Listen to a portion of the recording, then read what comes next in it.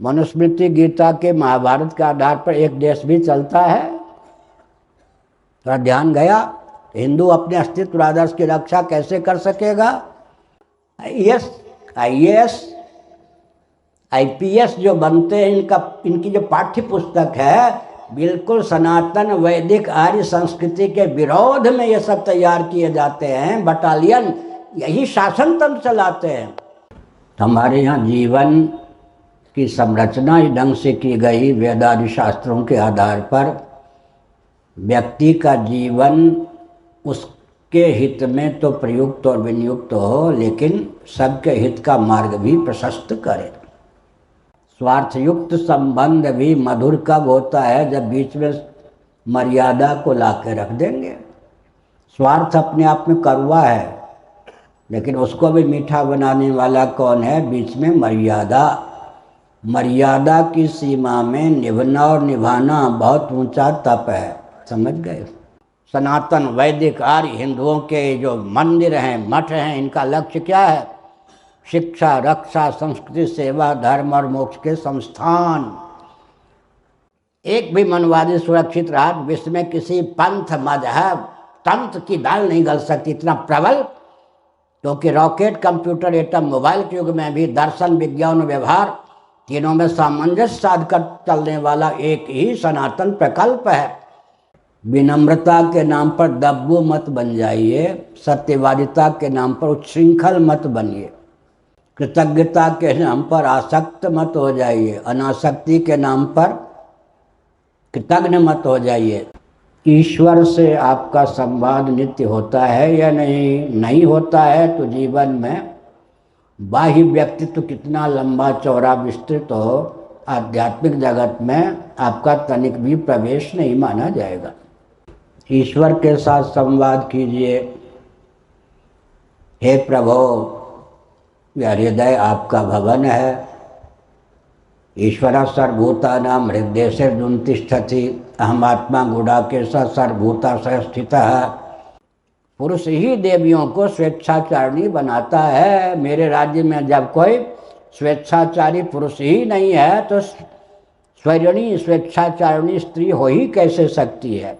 जम्मू कश्मीर की भी मैंने यात्रा की, हिमाचल की यात्रा की, सुदूर नागालैंड, आसाम आदि के बीहड़ जंगलों की भी शंकराचार्य पद पर प्रतिष्ठित होने पर यात्रा की।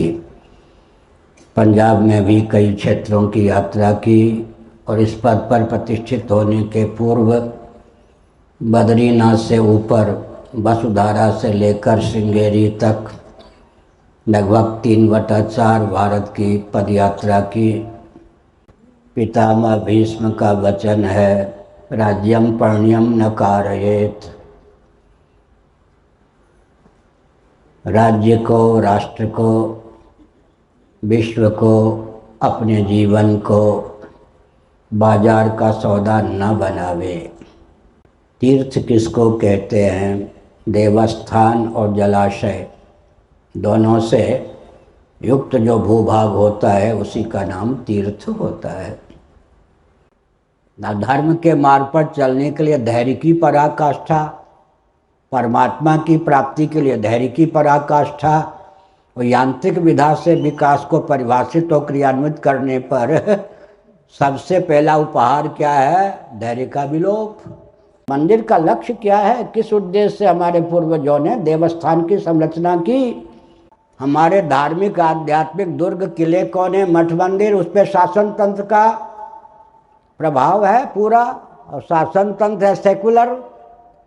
तो धार्मिक आध्यात्मिक शासन, धार्मिक आध्यात्मिक संस्थान का संचालन सेकुलर तंत्र करेगा। इसका मतलब कोई भारत में धार्मिक आध्यात्मिक प्रकल्प ही शेष नहीं रहेगा। सुप्रीम कोर्ट में कौन? Delhi supreme court bar association में, Allahabad high court bar association में संविधान पर मेरा प्रवचन सुन लो। प्रवचन हुआ है या नहीं? संविधान पे मुझसे चर्चा कर लो। विदेश नीति की बात है, विदेश नीति पर चर्चा कर लो। गणित की बात है, गणित पे चर्चा कर लो। जब आप राजतंत्र को तोड़ने की क्षमता रखते थे तो उन राजगाहों को बुला करके एक सार्वभौम राजा बना देने की क्षमता आप में थी या नहीं?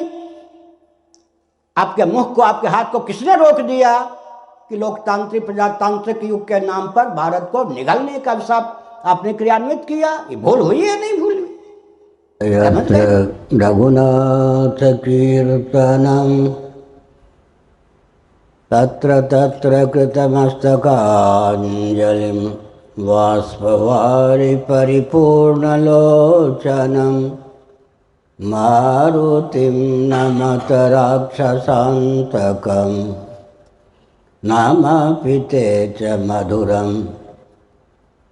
मधुरं स्वरूपं कर्मापि ते च मधुरं मधुरा स्मृतिश्च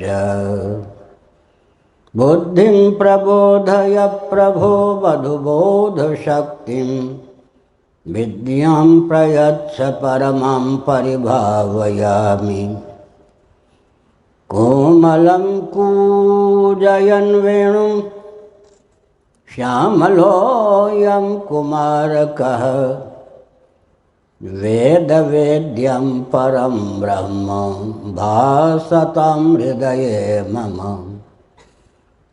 कूजन्तं राम रामेति मधुरं मधुराक्षरम् आरुह्य कविताशाखां वन्दे वाल्मीकिकोकिलं निगमकल्पतरोर्गलितं फलं शुकमुखादमृतद्रवसंयुतं पिबत भागवतं रसमालयं मुहुरहो रसिका भुवि भावुकाः तृणादपि सुनीचेन तर्वारपि सहिष्णुना अमानिना मानदेन कीर्तनीयः सदा हरिः। श्रीराम जय जय राम।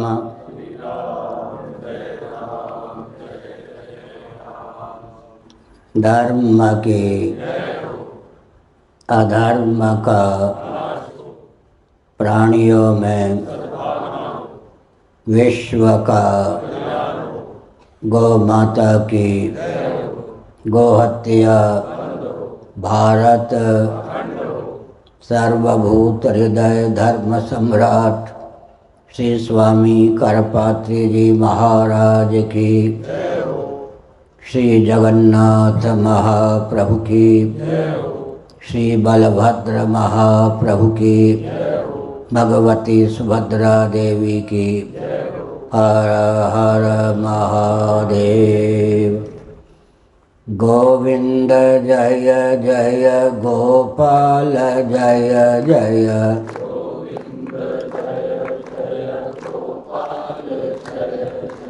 राधा रमण हरे गोविंद जय जय।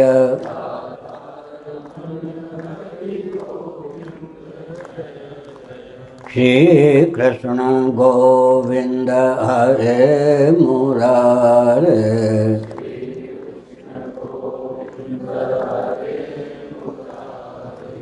ये नाथ नारायण वासुदेव।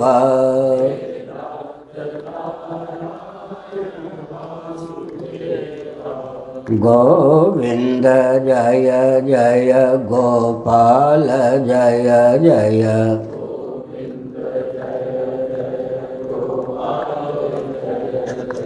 राधा रमण हरे गोविंद जय जय।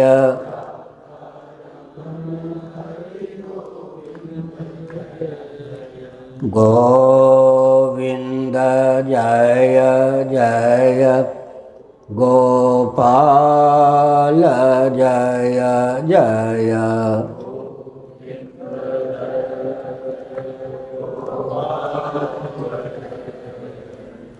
राधा रमण हरे गोविंद जय जय।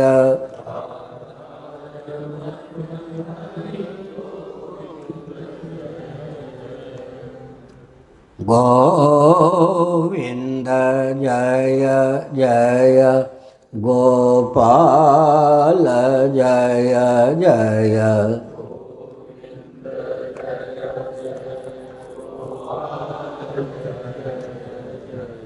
राधा रमण हरे गोविंद जय जय।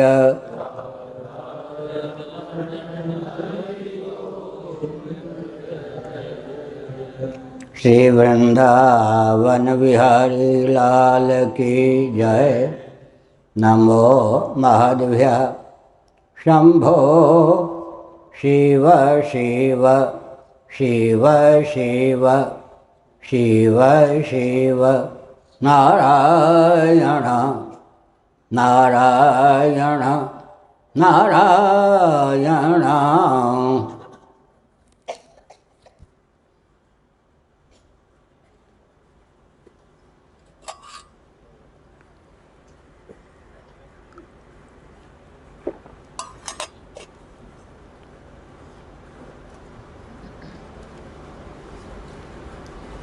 समुपस्थित समादरणीय संत वृंद, विद्वद वृंद, भक्त वृंद एवं भक्तिमती मातृशक्ति,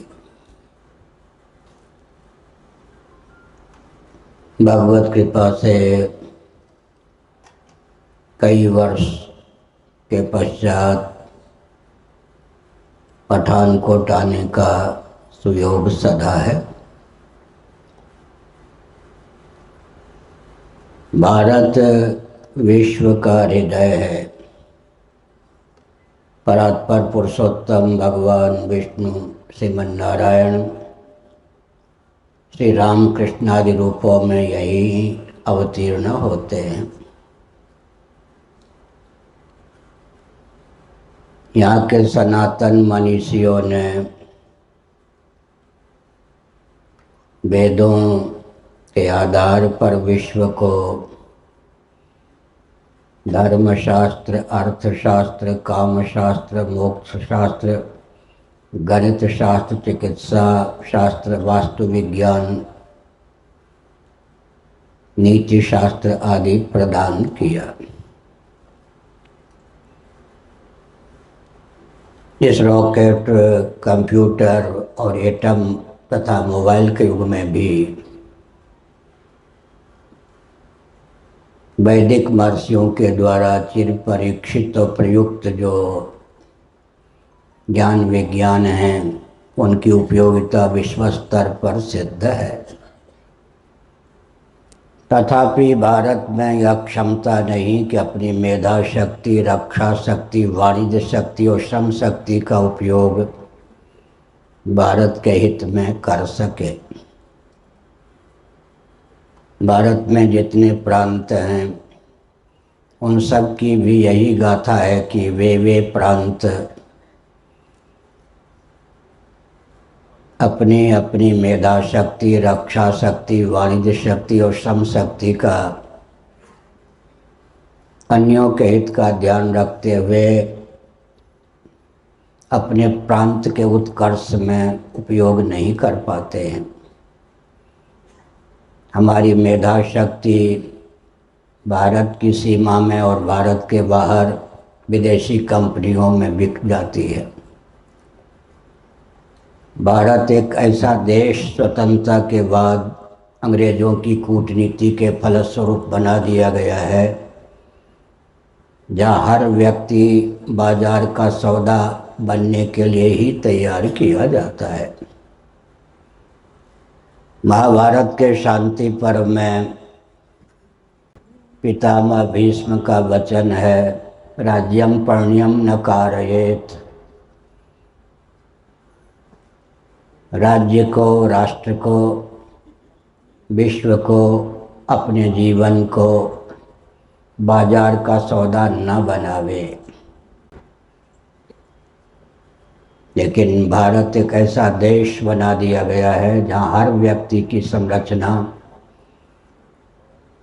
बाजार का सौदा बनाने की भावना से ही की जाती है। आप अपने घर के बालक तथा अपने घर की बालिकाओं को शिक्षण संस्थानों में भी, कला संस्थानों में भी बाजार का सौदा बनने के लिए ही भेजते हैं। प्रामाणिक रीति से विचार किया जाए तो आपका जीवन भी बाजार का सौदा ही हो चुका है। इन सब तथ्यों की ओर विचार करने का समय ही किसी के पास नहीं है।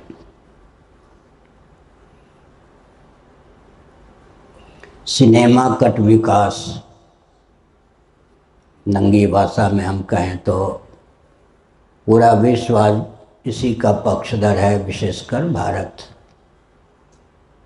सनातन सिद्धांत के अनुसार विकास की परिकल्पना ही भारत में गिने चुने व्यक्तियों तक सीमित है। व्यावहारिक धरातल पर उनकी भावना का कहीं सम्मान नहीं है। व्यक्ति की संरचना इस ढंग से की गई है कि हाय धन, हाय मान, हाय प्राण, हाय परिजन तक व्यक्ति का जीवन सीमित है। चाहे सामान्य श्रमिक हो, चाहे आईपीएस आईएएस पदाधिकारी हो, शिक्षण संस्थान का मूर्धन्य व्यक्ति हो, अथवा शासन तंत्र से संबद्ध व्यक्ति हो। टटोलने पर यही सिद्ध होता है कि हाय धन, हाय मान, हाय प्राण, हाय परिजन तक व्यक्ति के व्यक्तित्व की सीमा अंकित कर दी गई। समष्टि चेतना जीवन में है ही नहीं। मैं वेदना के साथ कहता हूँ, जम्मू कश्मीर की भी मैंने यात्रा की, हिमाचल की यात्रा की, सुदूर नागालैंड, आसाम आदि के बीहड़ जंगलों की भी शंकराचार्य पद पर प्रतिष्ठित होने पर यात्रा की। पंजाब में भी कई क्षेत्रों की यात्रा की और इस पद पर प्रतिष्ठित होने के पूर्व बद्रीनाथ से ऊपर वसुधारा से लेकर श्रृंगेरी तक लगभग 3/4 भारत की पदयात्रा की। न कोई भोजन की सामग्री थी, 1-2 कपड़े के अतिरिक्त और कुछ भी संग्रह परिग्रह नहीं था। लेकिन मैंने यही पाया कि व्यक्ति का जीवन समष्टि हित के अनुकूल नहीं रह गया है। धनवान प्राण परिजन तक व्यक्ति के जीवन को सीमित कर दिया गया है। अतः धार्मिक आध्यात्मिक दृष्टि से विचार करें तो चेतना विहीन जीवन की संरचना भारत में हो रही है। एक सज्जन मिले थे, तिवारी जी, इतना ही मुझे ध्यान है, बीएचयू में संभवतः वे विधि विभाग के प्राध्यापक थे। उन्होंने एकांत में बताया कि महाराज, अमुक छत कमज़ोर है, अमुक कमरा कमज़ोर है, तोड़ो नया बना दो। यही विकास की परियोजना विश्वविद्यालय में क्रियान्वित है। नीति अध्यात्म से समन्वित व्यष्टि हित समष्टि हित की भावना से भावित शिक्षा पद्धति किस प्रकार हो क्रियान्वित, इस पर तो तनिक भी ध्यान नहीं।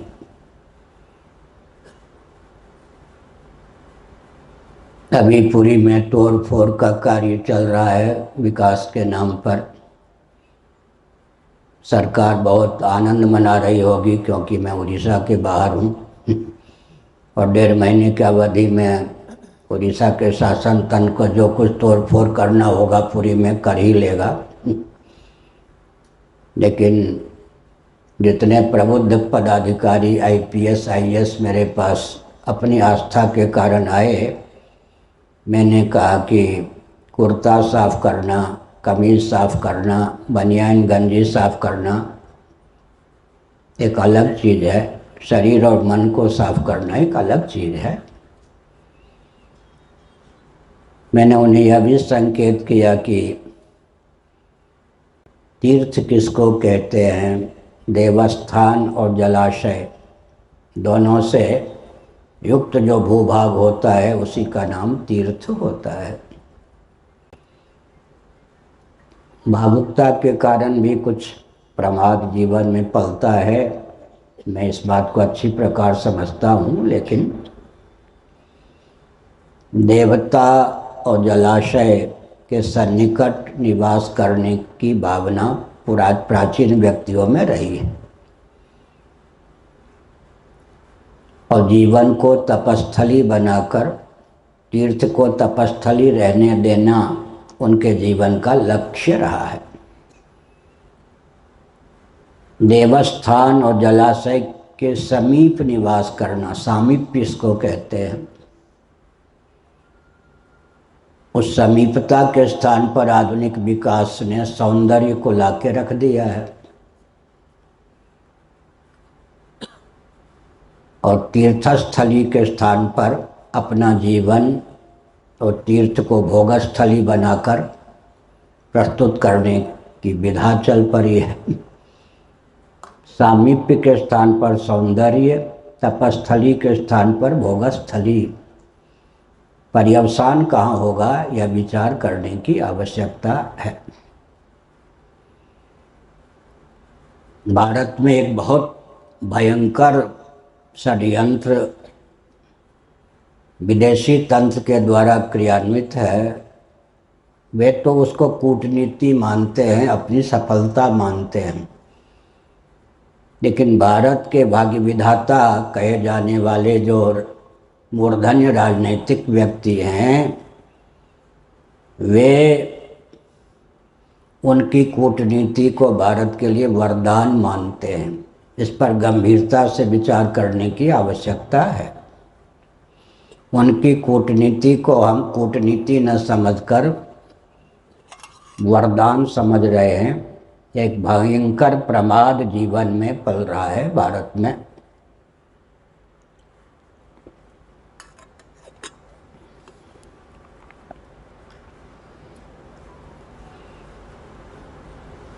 भगवद गीता के 5वें और 12वें अध्याय में एक ही वचन भगवान श्री कृष्ण ने 2 बार प्रस्तुत किया है। सर्वभूतिते रताः। सनातन संस्कृति के अनुसार हर व्यक्ति का जीवन इस ढंग से निर्मित होता था, परिष्कृत होता था, सुसंस्कृत होता था कि उसका और अन्यों का हित उसमें सन्निहित होता था। अगर हम व्यक्तिगत हित के मार्ग पर चलेंगे तो संभव ही नहीं है कि किसी अन्य का अहित हो जाए। सर्वभूत हिते रताः। सनातन सिद्धांत तो यही कहता है, समष्टि का हित आपके हित पर निर्भर है, आपका हित समष्टि हित के ऊपर निर्भर है। हित 2, 4, 10 ढंग का नहीं होता, एक ही ढंग का होता है। हमारे यहाँ जीवन की संरचना इस ढंग से की गई वेदादि शास्त्रों के आधार पर। व्यक्ति का जीवन उसके हित में तो प्रयुक्त और विनियुक्त हो, लेकिन सबके हित का मार्ग भी प्रशस्त करे। एक भारत में विचित्र दिशाहीनता है। उधर संभवतः आपका ध्यान हो न हो। ध्यान न होने का कारण भी आजकल मैं बता रहा हूँ, जमन जी सुनेंगे ध्यानपूर्वक। व्यक्तिगत जीवन में संवाद विलुप्त प्राय है। हर व्यक्ति संवादहीन हो रहा है, नहीं ध्यान गया होगा। विनय पत्रिका गोस्वामी तुलसीदास जी महाभाग के द्वारा विरचित एक ग्रंथ है। उसके अध्ययन से यह शिक्षा प्राप्त होती है कि संवाद विहीन जीवन नहीं होना चाहिए। संवाद किससे? अपने आप से आप संवाद करना जानते या नहीं? अगर नहीं जानते तो परिवार में संवाद कहाँ से होगा? पड़ोसियों के साथ संवाद कहाँ से होगा? फिर जिस तंत्र, वर्ग, दल, संघ, संस्थान से जुड़े हैं उसमें कहाँ से संवाद होगा? तो संवाद का रूप तुलसीदास जी महाभाग ने वेदादि शास्त्रों के आधार पर यह प्रस्तुत किया कि एक तो जीव का ईश्वर के साथ संवाद होना चाहिए दैनिक अपने जीवन में, कम से कम आध घंटा तो निकालिए। क्या कारण है कि 7 वर्षों तक मैं यहाँ आया नहीं? आयोजकों में धनवान पान प्रजन के अतिरिक्त कोई चेतना नहीं कि हम जैसे व्यक्ति के महत्व को समझ सकें। हमारे बुलाने का अभिप्राय व्यक्तिगत ख्याति तो नहीं है, हम किसी व्यक्तिगत धरोहर तो नहीं है ना। हमारा उपयोग तो राष्ट्र के हित में, सबके हित में होना चाहिए। इस संकीर्णता के कारण मैं कई जगह जाना मैंने छोड़ दिया। फिर सोचा कि हमारी आवश्यकता आजकल किसको है? जगह जगह गाने वाले, कथा कहने वाले, मोबाइल और कोई साथी हो या ना हो, सबके पास तो एक साथी है, मोबाइल, टेलीविज़न आदि। हमारी आवश्यकता ही कहाँ है? इसलिए अगर इनकी उपेक्षा कर दोगे तो इनको तो अपनी चिंता है ही नहीं। तो फिर सोच समझ कर कई वर्ष बाद यहाँ कार्यक्रम हमारी भावना के अनुसार सचिव महोदय ने दिया। तो हमने ये कहा कि अपने जीवन में संवाद क्या होना चाहिए? ईश्वर और जीव का संवाद। अब अपने आप को जीव मानिए, हैं ही। ईश्वर के साथ संवाद कीजिए। हे प्रभु, यह हृदय आपका भवन है। ईश्वर सर्वभूतानां हृदयेषु तिष्ठति। अहमात्मा गुडाकेश सर्वभूताशय स्थितः। ज्योतिषामपि तज्ज्योतिस्तमसः परमुच्यते। ज्ञानम ज्ञेयम ज्ञानगम्यम हृदय सर्वस्य विष्ठितम। और यह जो आपका निवास स्थान हृदय है, जहाँ आप अभिव्यक्त होते हैं, वहीं काम भी है, क्रोध भी है, लोभ भी, मोह भी। काम, क्रोध, लोभ, मोह, ये जितने मनोविकार हैं सब हृदय में निवास करते हैं। यह हृदय भवन प्रभु तोरा, यहाँ आए बसे बहुत चोरा। तो भगवान ने कहा कि मेरा हृदय है ना भवन, तुम्हारा हृदय मेरा भवन है, तो चोरी होने दो। अपजस नहीं होए तुम्हारा। डीजी के घर में चोरी हो जाए, रक्षा मंत्री के घर में चोरी हो जाए, सेनाध्यक्ष के घर में चोरी हो जाए, तो बदनामी होगी या नहीं? यहाँ आए बसे बहुत चोरा। मैं विनय करता हूँ, मान ही नहीं मोर निहोरा। मेरी विनती तनिक भी सुनने की स्थिति में नहीं है। ईश्वर से आपका संवाद नित्य होता है या नहीं? नहीं होता है तो जीवन में बाह्य व्यक्तित्व कितना लंबा चौड़ा विस्तृत हो, आध्यात्मिक जगत में आपका तनिक भी प्रवेश नहीं माना जाएगा। वृंदावन में मेरे पास बहुत से व्यक्ति पढ़ने आते थे जब मैं शंकराचार्य नहीं था। 12 महीने पढ़ाता था। अब तो केवल श्रावण भाद्र महीने में पुरी में पढ़ाता हूँ। लेकिन जैसा कि पता चला कि लगभग 10-15 प्रांत के फिर भी व्यक्ति पढ़ने आते थे, रोज़ मठ में ठहर कर पढ़ते थे। तो हमने एक संकेत किया कि एक विचित्र तथ्य है कि जीव और ईश्वर का संवाद विलुप्त हो गया। भगवान के साथ हमारा संवाद होता है क्या? नहीं होता है। एक संवाद का विषय यह है, हम जीव हैं, भगवान के साथ संवाद हो। प्रभु आप अंशी शरीके हैं, मैं अंश शरीका हूँ। तो मैंने वृंदावन का संस्मरण कहना यह चाहा। एक अर्थशास्त्र के प्रोफेसर, रिटायर मजिस्ट्रेट या कुछ मेरे पास आए। माँ आनंदमयी के शिष्य थे, बंगाल परंपरा के थे। उन्होंने अपना परिचय दिया तो मैंने मुस्कुरा के कहा, मेरे पास आप पढ़ने आए हैं, सम्मान है, स्नेह है, लेकिन प्रोफेसर और मेजर समझकर, पदाधिकारी समझ पर कर आइएगा तो कुछ भी पल्ले नहीं पड़ेगा। कोई कलेक्टर रहा हो, कमिश्नर रहा हो, आध्यात्मिक क्षेत्र में वो प्राइमरी का बच्चा भी है या नहीं, उसे समझना चाहिए। गड़बड़ी क्या होती है कई कलेक्टर बाबा बन गए रिटायर होने पर, कई ऐसे हो गए कि पद छोड़ के बाबा बन गए, लेकिन अपने आप को आध्यात्मिक क्षेत्र में भी कलेक्टर ही समझते रहे। बहुत बड़ी कमी है ना। और इस क्षेत्र में आप प्राइमरी के बच्चे भी हैं या नहीं, इस पर तो विचार कीजिए ना। वहाँ कोई प्रधानमंत्री रहा हो, आध्यात्मिक क्षेत्र में वह सामान्य व्यक्ति भी है या नहीं। व्यक्तिगत जीवन में जो भौतिक स्तर पर उत्कर्ष है, कोई करोड़ों रुपये से खेलता है, तो आध्यात्मिक जगत में वो कौड़ीपति भी है या नहीं, इस पर विचार करना चाहिए या नहीं। तो हमने एक संकेत किया कि पहला संवाद आज से मन ही मन व्रत लीजिए, क्या ईश्वर के साथ आप करेंगे कम से कम 15 मिनटों तक, फिर मन के साथ संवाद करेंगे। आप अपने को गुरु, मन को शिष्य समझकर, आप अपने को पालक सखा, मन को बालक सखा समझकर, आप अपने को स्वामी, मन को सेवक समझकर संवाद करेंगे। फिर भी मन न माने तो ईश्वर से प्रार्थना करेंगे कि मन को सन्मार्ग पर ले चलिए। आज व्यक्तिगत जीवन में संवाद का विलोप हो गया है। टटोलिए अपना हृदय, आपका हृदय तो कम से कम आपके पास है, 10 मिनट भी आपके पास समय है कि व्यक्तिगत संवाद कर सके। जब व्यक्तिगत संवाद नहीं है तो घर के जितने सदस्य हैं नित्य बैठकर जो घर में उपस्थित हैं उनके साथ कुशल मंगल शिष्टाचार का क्रम है क्या, प्राय वो भी लुप्त है। वृद्ध माता पिता से कुशल पूछने का समय भी नहीं है। बेटों को बैठा कर कुछ कहने सुनने का समय ही नहीं है। कुछ समय भी है तो मोबाइल कान में चला जाता है।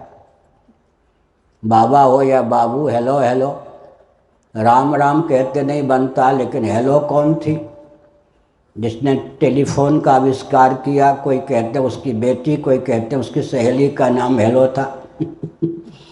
जिसने फ़ोन का आविष्कार किया, किन्हीं का कहना है कि उनकी बेटी, किन्हीं का कहना है कि उनकी सहेली का नाम हेलो था। हेलो कितने सौभाग्यशाली रही होगी कि बाबा भी कम से कम 100 बार तो उसके नाम का जप करता ही है। राम जी के नाम का जप करने का अवसर हो या ना हो, बड़ी विकट परिस्थिति है। तो हमने क्या संकेत किया, परिवार के जितने सदस्य जिस दिन घर में उपस्थित हों बैठाइए, कम से कम हनुमान चालीसा का मिलकर पाठ ही कर लीजिए, 10 मिनट 5 मिनट समय उसमें दीजिए। उसके बाद एक दूसरे को कुशल पूछिए। फिर कोई भूल हो गई हो तो बेखटके स्वीकार कर लीजिए, उसे दूर करने का भाव व्यक्त कीजिए। आपके प्रति कोई भ्रम पल रहा हो तो भ्रम को दूर कर दीजिए। भूल की स्वीकृति, भ्रम का निवारण, अगर यह क्रम परिवार में नहीं चलाते हैं तो परिवार आपके हाथ में नहीं रहेगा। सासू और बहू के मन में गांठ एक दूसरे के प्रति, छोटे भाई बड़े भाई के मन में एक दूसरे के प्रति गांठ, पति और पत्नी के मन में एक दूसरे के प्रति गांठ। एक विचित्र बात है, सुर नर मुनि सबकी यह रीति, स्वार्थ लाग करें सब प्रीति। स्वार्थ रहित प्रेम करने वाले दो ही होते हैं, या तो भगवान या भगवान के बंदे भक्त। हेतु रहित जग जुग उपकारी, तुम तुम्हारे सेवक असुरारी। निस्वार्थ स्नेह करने वाले, प्रेम करने वाले तो दो ही हैं ब्रह्मांड में, भगवान का कोई स्वार्थ नहीं, भक्त का कोई स्वार्थ नहीं। बाकी जितने हैं सुर नर मुनि सब स्वार्थ के वशीभूत होकर संबंध जोड़ते हैं, लेकिन स्वार्थ के वशीभूत होकर जो संबंध जुड़ता है उसको मधुर बनाने वाला बीच में कौन है? मर्यादा। पति का पत्नी से स्वार्थ है, पत्नी का पति से स्वार्थ है, सेवक का स्वामी से स्वार्थ है, स्वामी का सेवक से स्वार्थ है, पिता का पुत्र से स्वार्थ है, पुत्र का पिता से स्वार्थ है। स्वार्थ युक्त संबंध भी मधुर कब होता है? जब बीच में मर्यादा को ला के रख देंगे। स्वार्थ अपने आप में कड़वा है, लेकिन उसको भी मीठा बनाने वाला कौन है? बीच में मर्यादा। मर्यादा की सीमा में निभना और निभाना बहुत ऊंचा तप है, समझ गए? सर्दी झेल लीजिए, गर्मी झेल लीजिए, वर्षा झेल लीजिए, इन सब का नाम भी तप है। इनसे भी ऊंचा तप कौन है? मर्यादा की सीमा में निभना और निभाना। कल्पना कीजिए आपके घर में कोई रिश्तेदार, नातेदार या अतिथि आ गए, आप अपनी तनिक भी सुविधा छोड़कर उनकी सेवा करना उचित नहीं समझते, तो आप निभाना नहीं जानते। और वे आप चावल दाल रोटी सब्जी दे सकते हैं, पराठे, दूध, मक्खन, रबड़ी, कचौरी की मांग करते हैं। आप चारपाई दे सकते हैं, वो पलंग की मांग करते हैं। समझिए वो निभना नहीं जानते। क्या? निभना सीखिए, मर्यादा की सीमा में निभाना सीखिए। अब कदाचित वो कहें कि हम तो चाय भी नहीं पीते, लेकिन मोदी जी की जय हो, आप लोग चाय पीते ही होंगे। चाय आप दे सकते हैं। वो कहीं कहें कि पेप्सी, कोका कोला, कुछ मदिरा भी अति सम्मान में आप हाथ जोड़ लीजिए।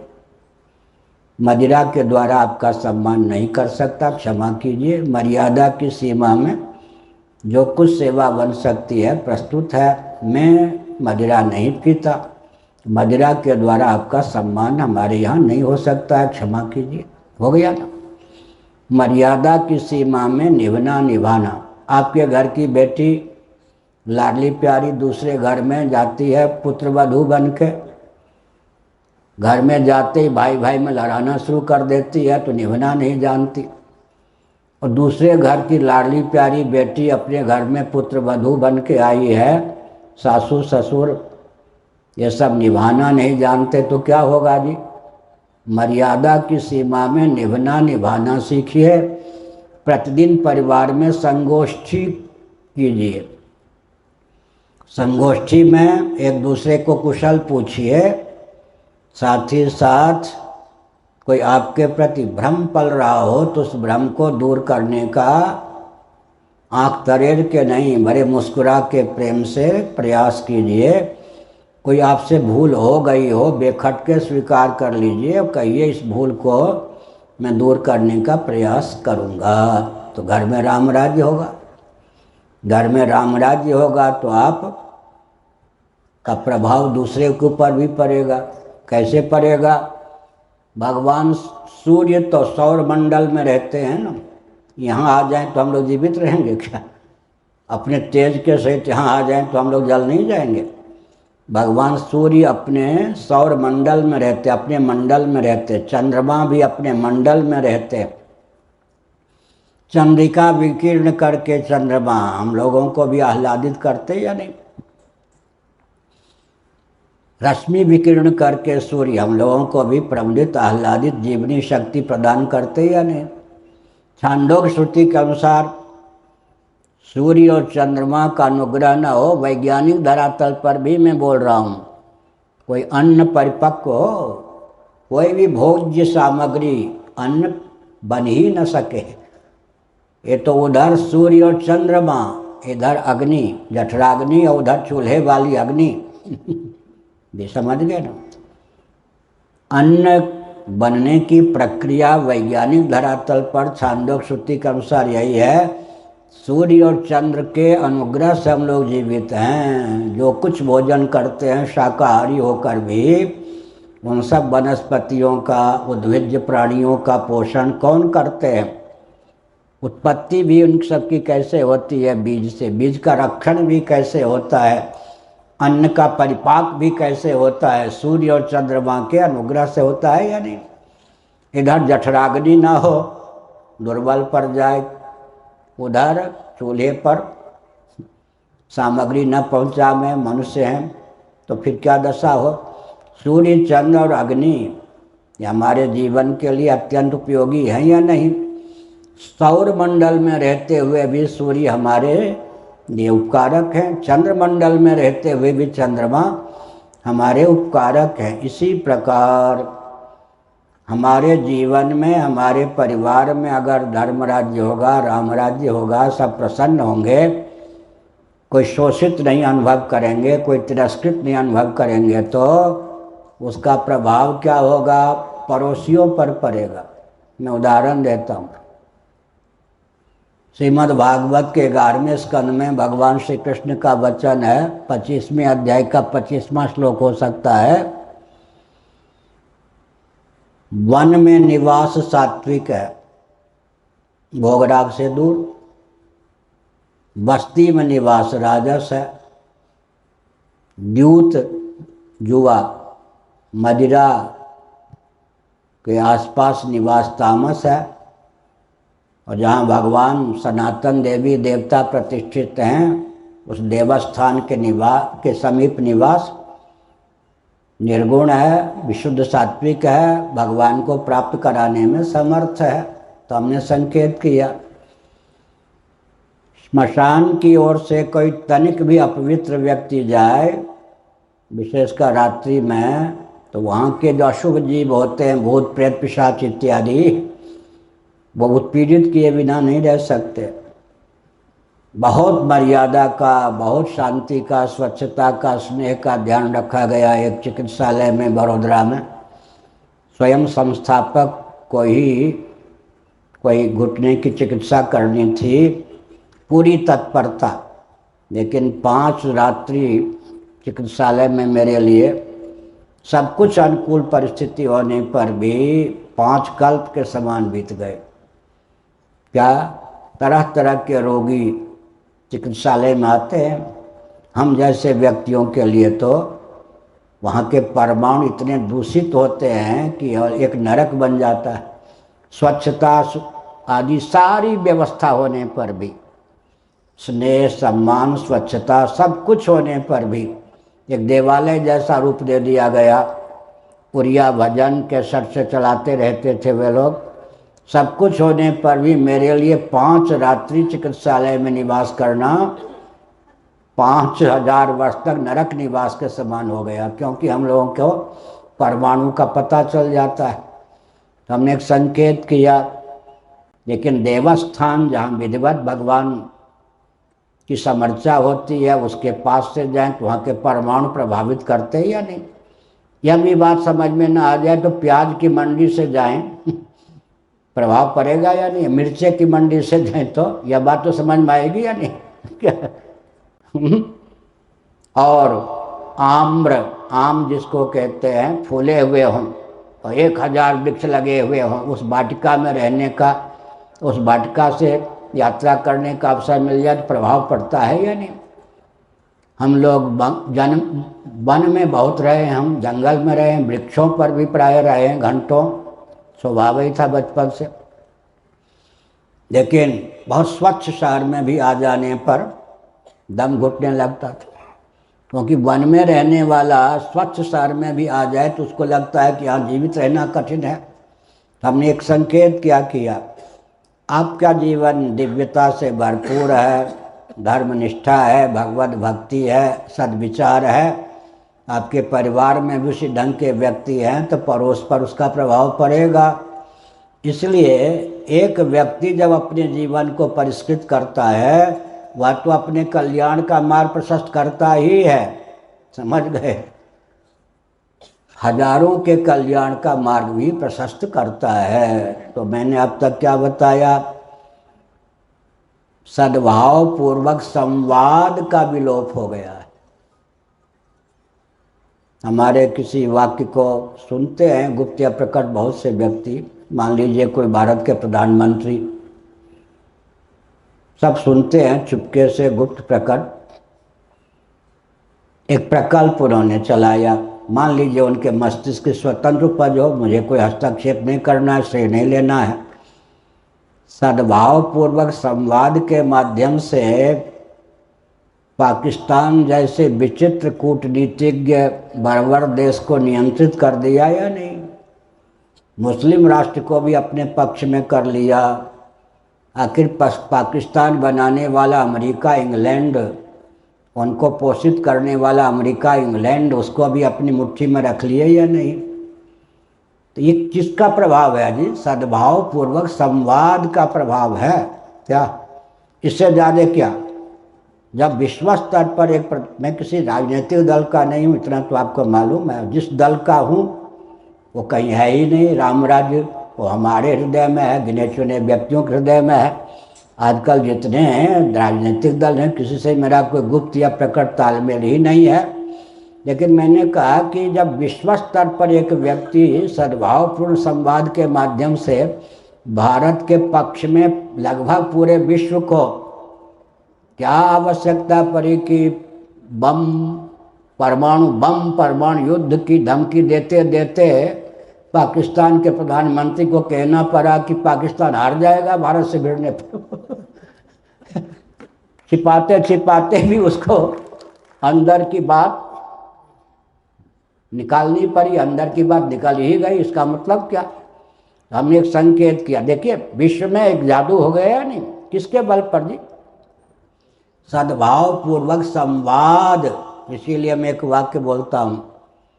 ये एक बार चंद्र प्रकाश जयदयाल जी ने कहा, उनको याद हो या ना हो, 15 वर्ष पहले, कि आपके प्रवचन में भीड़ इसलिए नहीं होती, आप कठिन बोलते हैं, तो यहाँ बैठते हुए ध्यान होगा, फिर यही टिप्पणी करेंगे वो लोग, इसलिए आज जहाँ तक बना। हमने भाव बहुत ऊंचा है लेकिन हल्की फुल्की भाषा को प्रकट करने का प्रयास किया। तो हमने संकेत किया। क्या संकेत किया? सद्भाव पूर्वक संवाद के माध्यम से सैद्धांतिक निष्पत्ति माने निर्णय लीजिए, उसको क्रियान्वित करने का प्रकल्प चलाइए। विश्व स्तर पर मालूम पड़ गया ना कि भारत को उत्पीड़ित कर चुका है पाकिस्तान। भारत आतंकवाद की धारा में बहने वाला नहीं है। भले ही मोदी जी के मन में संकोच रहा हो, लेकिन ट्रंप को क्या आवश्यकता पड़ी कि इस्लामिक आतंकवाद कह दिया? एडजेक्टिव विशेषण इस्लामिक क्यों लगाया? उनको मालूम है ना कि हिंदू आतंकवादी नहीं होते। आज भी हिंदू चोर हो सकता है, कोई हिंदू कोई डाकू हो सकता, आतंकवादी नहीं हो सकता। आज भी है ना विश्व में, कोई चोर हो सकता है। बहुत से चोर हैं हिंदुओं में, छिटफुट अपने हिंदुओं के घर में ही डाका डालने वाले भी बहुत से हो सकते हैं। हिंदू चोर हो सकता है। आजकल नमस्ते नो जनपदे, छांदोग्य उपनिषद में एक राजा ने कहा, कुछ ब्राह्मण उसके पास गए, महाराज प्रसाद पाइए, भिक्षा पाइए, भोजन कीजिए। उन्होंने मना कर दिया। तो राजा ने सोचा संभवतः राजा अन्न दूषित मानकर ये मना कर रहे हैं। उन्होंने कहा, महाराज मना क्यों करते हो? नमस्ते नो जनपदे, मेरे राज्य में कोई चोर नहीं है, न कदरिया है, कोई कंजूस नहीं है, कोई जुआरी नहीं है, कोई शराबी नहीं है, कोई व्यभिचारी नहीं है, कोई व्यभिचारिणी नहीं है, न कोई चोर है। तो उन्होंने कहा, ये सब जान के आपके पास आया हूँ, तो महाराज फिर हमारा आतिथ्य क्यों नहीं स्वीकार कर रहे? उन्होंने कहा कि ब्रह्म विद्या का एक विभाग आपके पास है, हम ब्राह्मणों के पास नहीं है। हम जिज्ञास होकर आए हैं, भले ही हम ब्राह्मण हैं, आपके गुरु हैं, गुरु वंश के हैं, पुरोहित वंश के हैं, लेकिन इस समय हम जिज्ञास होकर आए हैं, इसलिए आपसे आपके अन्न से परहेज है। तो राजा ने मर्यादा का पालन किया। अच्छा, आप शिष्य होके आए हैं। ब्राह्मण अगर क्षत्रिय वैश्य से कुछ सीखना चाहे तो केवल वाणी से, हृदय से कहे, मैं आपका शिष्यत्व स्वीकार करता हूँ। क्षत्रिय वैश्य क्या कहें? दान लेने का आपको अधिकार है, मैं शिष्य बना के नहीं, दान में आपको यह विद्या कला देता हूँ। ये मर्यादा है। नैमेस्ते नो जनपदे, न कदरिया न मद्यपः, मेरे राज्य में कोई चोर नहीं है, जुआरी नहीं है, शराबी नहीं है, स्वेच्छाचारिणी स्त्री नहीं है। क्यों? स्वेच्छाचारी पुरुष नहीं है। पुरुष ही देवियों को स्वेच्छाचारिणी बनाता है। मेरे राज्य में जब कोई स्वेच्छाचारी पुरुष ही नहीं है तो स्वैरिणी स्वेच्छाचारिणी स्त्री हो ही कैसे सकती है। एक छांदोग्य श्रुति में एक राजा ने कहा, अश्वपति छांदोग्य श्रुति के एक राजा ने कहा, तो हमने क्या संकेत किया,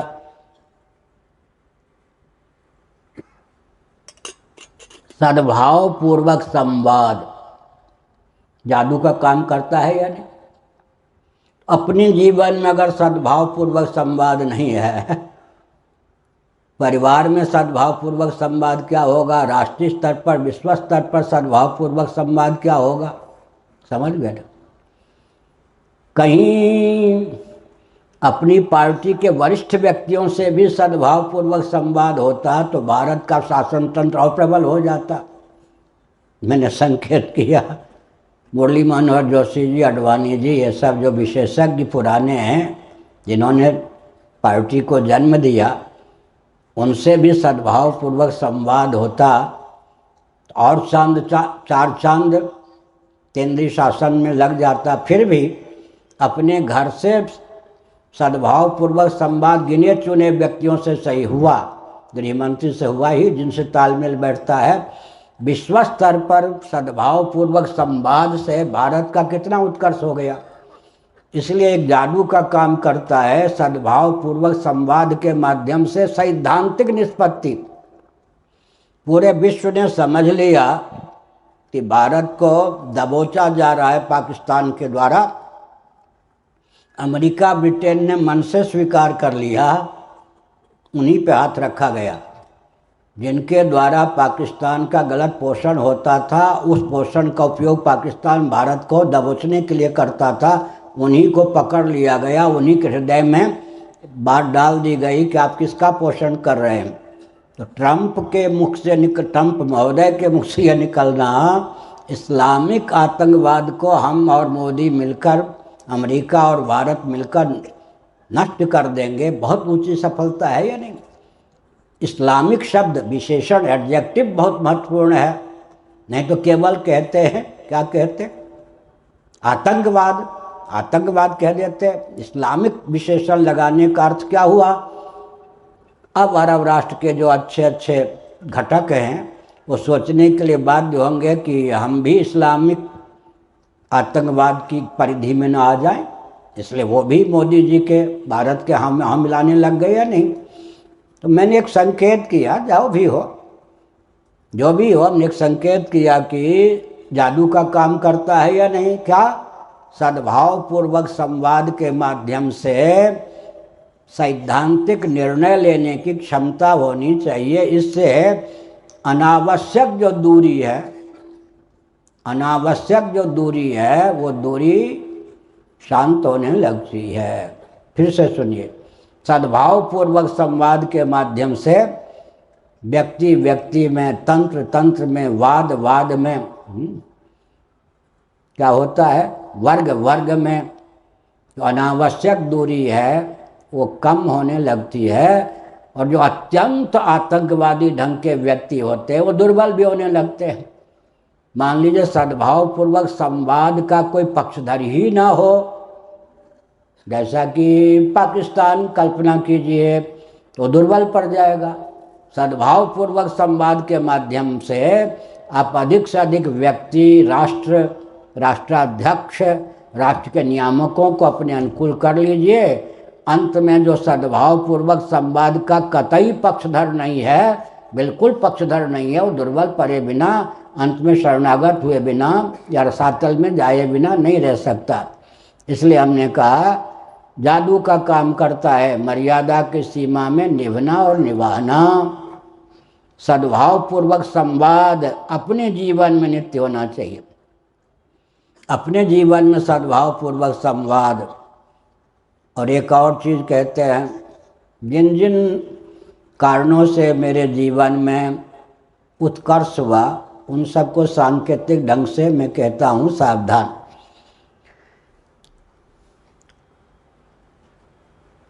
एक 7वीं कक्षा में पाठ्य पुस्तक में निबंध पढ़ा था, उसका सारांश यह था कि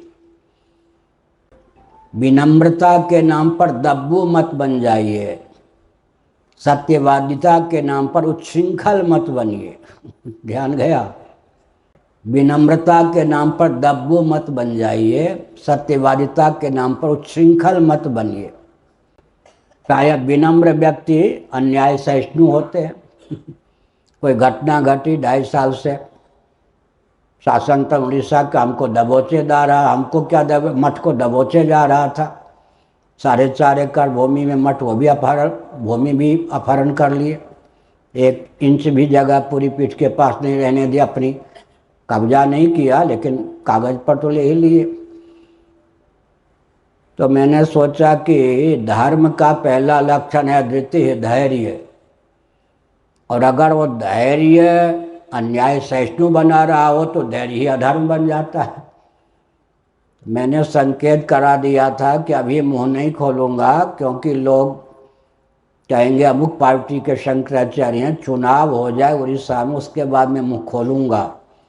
अगर मेरे साथ, मठ के साथ न्याय नहीं किया गया तो 2.5 साल उन लोगों ने लगा दिया। एनी हाउ कहने वाले मुख्यमंत्री, किसी भी तरह शंकराचार्य की बात को क्रियान्वित करना तुम लोग, एनी हाउ भी वही रह गया। अब जब मैंने सोचा चुनाव के दिन पूरे हो गए, अब कोई राजनीतिक दल मेरे वक्तव्य का दुरुपयोग नहीं कर सकता, तो मैंने मुंह खोल दिया। क्यों खोला? धृति धर्म का पहला लक्षण है, और अगर अन्याय सहिष्णु बनाने लगे धृति तो अधर्म भी है।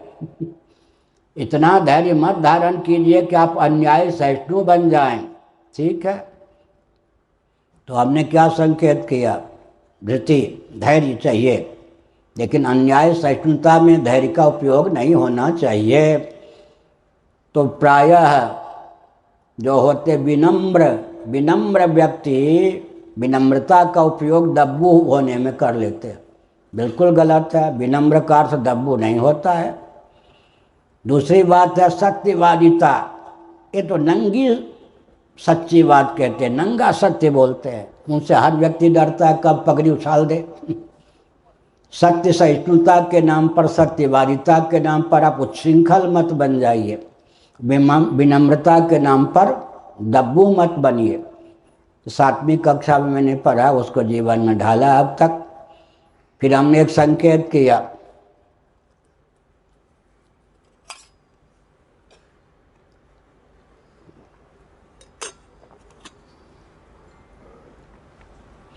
कृतज्ञता के नाम पर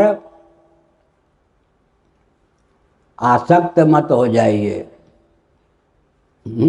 अनासक्ति के नाम पर कृतज्ञ मत होइए।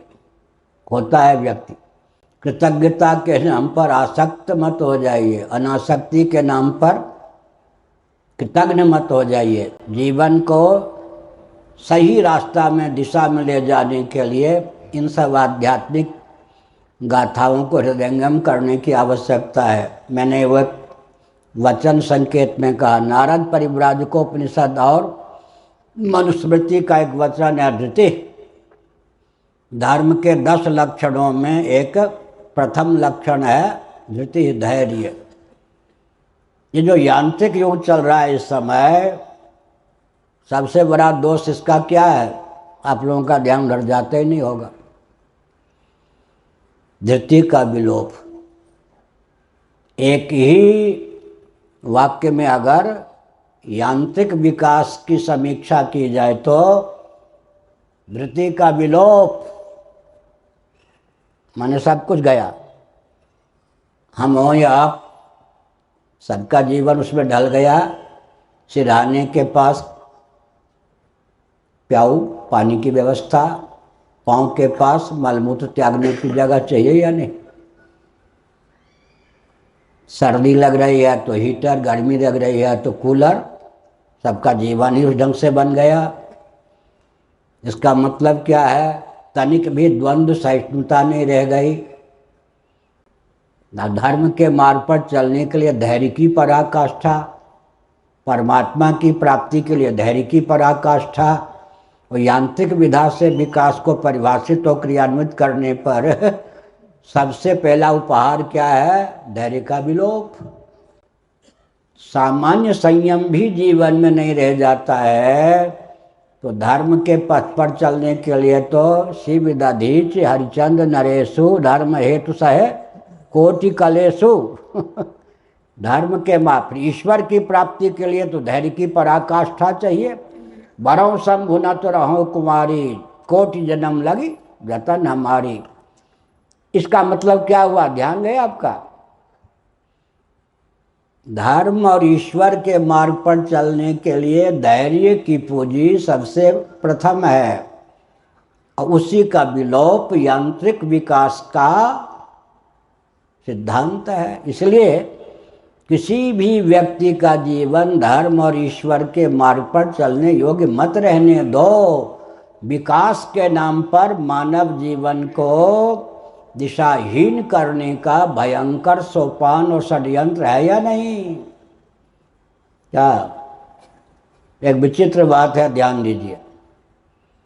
हनुमान जी की पूंछ में आग लगा दी गई, इतना तो आप जानते हैं। जो करना था हनुमान जी को कर दिया। फिर विचार किया कहीं अशोक वाटिका तो नहीं जल गई। अगर अशोक वाटिका जल गई तो अशोक वृक्ष तो नहीं जल गया जिसके नीचे सीता बैठी थी। अगर ऐसा ही हो गया तो मुझ जैसा मूर्ख कौन होगा। मैं क्या लेकर राम जी और सुग्रीव जी के पास जाऊंगा, समझ गए ना। तुलसीदास जी ने लिखा अंजन का आंख जई फूटे। भले आदमी विकास तो करो लेकिन ध्यान रखो ना, विकास के मूल में दो सिद्धांत पर विचार करना आवश्यक है।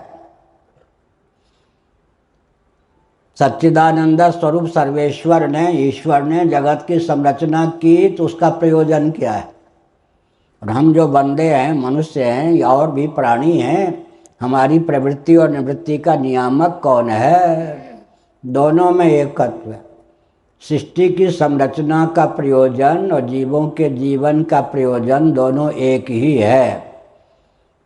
उसको केंद्र बिंदु बनाए बिना विकास को परिभाषित और क्रियान्वित करेंगे तो जीवन का विनियोग मूल लक्ष्य को नष्ट करने में होगा, मूल लक्ष्य से करोड़ों किलोमीटर दूर पहुंचने में होगा। एक माननीय उच्चतम न्यायालय ने पूरी जगन्नाथ मंदिर को लेकर एक अपना दूत निश्चित किया, प्रतिनिधि कुमार जी को। पहली बार वो आए तो मुझसे मिले नहीं, दूसरी बार आए, जो कुछ करना था करके फिर शिष्टाचार में मिलने आए। उनको हवाई जहाज से जाना भी था, भुवनेश्वर से दिल्ली। दैव योग से किसी की प्रेरणा से या स्वतः माननीय उच्चतम न्यायालय के सारे केस को जो सरकार की ओर से देखते हैं वरिष्ठतम पदाधिकारी, कोई मेहता जी भी दैव योग से आ गए। मेरे परिचित दोनों नहीं थे। मैंने कुमार जी से कहा कि आपके पास कितना समय है। पहले तो आए थे कि दर्शन करके चुपके से भाग जाऊंगा, फिर कहा महाराज कम से कम 1 घंटा में बैठ सकता हूँ। हमने कहा सब कुछ हो जाएगा, 1 घंटा में आप बैठे रहिए। मेरे बगल में मेहता जी भी थे बैठे, बहुत बड़े पदाधिकारी, एक ही पद है वो भारत में। बाद में हमको पता चला बहुत ऊंचा पद है, हम तो बाबा ठहरे। मैंने कहा कि आपसे जगन्नाथ मंदिर को लेकर सरकार को जो रिपोर्ट देनी होगी दे दी होगी या देंगे वो आप जाने, लेकिन मंदिर का लक्ष्य क्या होना चाहिए, क्या है आपको मालूम है क्या, थोड़ा बताइए। कुछ नहीं। हमने कहा लक्ष्य ही नहीं पता है कि मंदिर का लक्ष्य क्या है तो आप रिपोर्ट क्या देंगे और दिशा क्या देंगे, ये तो बताइए। मंदिर का लक्ष्य क्या है, किस उद्देश्य से हमारे पूर्वजों ने देवस्थान की संरचना की, कुछ नहीं पता। उन्हीं के रिपोर्ट के आधार पर जगन्नाथ जी के मंदिर का संस्थान का भाग्य निर्धारित होगा, समझ गए ना। जस्टिस भी उन्हीं के रिपोर्ट को प्रमाण मानेंगे। हमने कहा कि आप थोड़ा विचार करो, गंतव्य का आपको ज्ञान नहीं है तो गमन करने का परिणाम क्या होगा। अरे गमन क्रिया की सार्थकता तो गंतव्य तक गंता को पहुंचाने में है ना। जब आपको गंतव्य का पता ही नहीं है, मंदिर क्यों, देव मंदिर क्यों, देवस्थान क्यों, इसका लक्ष्य तो बताइए। मौन हो गए तो मैंने कहा सुनिए, शिक्षा, रक्षा, संस्कृति, सेवा, धर्म और मोक्ष का संस्थान। सनातन वैदिक आर्य हिंदुओं के जो मंदिर हैं, मठ हैं, इनका लक्ष्य क्या है? शिक्षा, रक्षा, संस्कृति, सेवा, धर्म और मोक्ष के संस्थान। एक भी है क्या? हमने कहा श्री मंदिर जगन्नाथ मंदिर में एक भी प्रकल्प चलता है क्या?